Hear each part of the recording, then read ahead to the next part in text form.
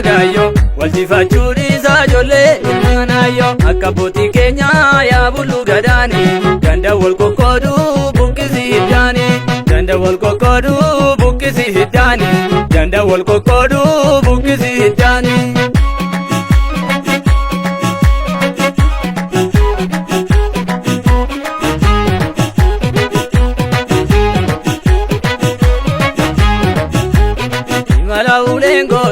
Lagamo gorjira badda magarre rakkata rakkoni darba du'an biyyeetu namarraan dabarre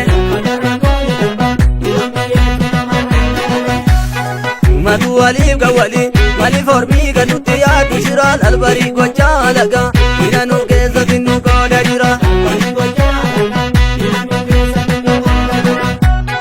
nachi yoomuu niigu hiddatu qaanisa foonii dhiiga cimsime waliif wal ta'u ormi kan saa tolche kan kee dhiiga daddaf gadadoo keessa anis dhufee atis godhee kootu afaan tokko dubbacha akkamitti reeffa lakkii soortu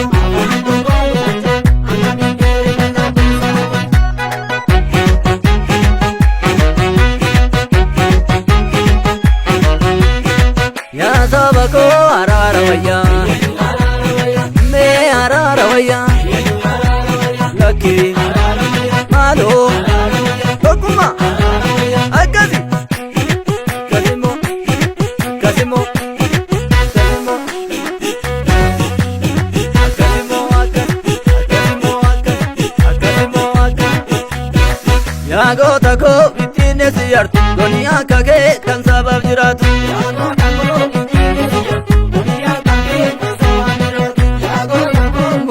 limbulu ho adi bamale yartun tola fetu yemu go bamale ayona tigota hemi man jobsite jabarse walkenna kode wal bojite bitine si yartu goni akage kan sabab jiratu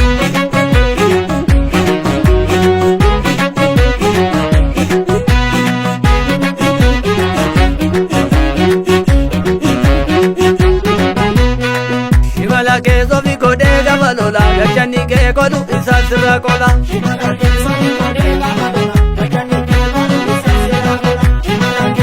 abo mami wali hidatunu tokko wali vamayanu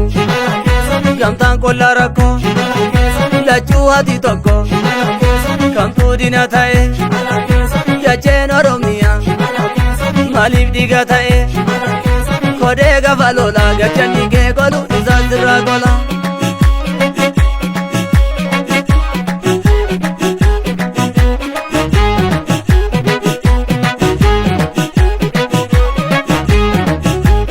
darbatun kolu goni duga dabolu darbatun kolu goni duga dabolu yororo namatte goni duga dabolu lola farda soru goni duga dabolu nuti iti tokko goni duga dabolu kamif kawaranu goni duga dabolu kota tokko tana goni duga dabolu malif gargaryana goni duga dabolu darbatun kolu goni duga dabolu kasimo kasimo kasimo akasimo akasimo akasimo salala fagota goni duga dabolu garisa hededa goni duga dabolu yo tokko taani goni duga dabolu enyuna mateda goni duga dabolu atomam nadida goni duga dabolu walindina hidda goni duga dabolu darbatun kolu goni duga dabolu darbatun kolu goni duga dabolu darbatun kolu goni duga dabolu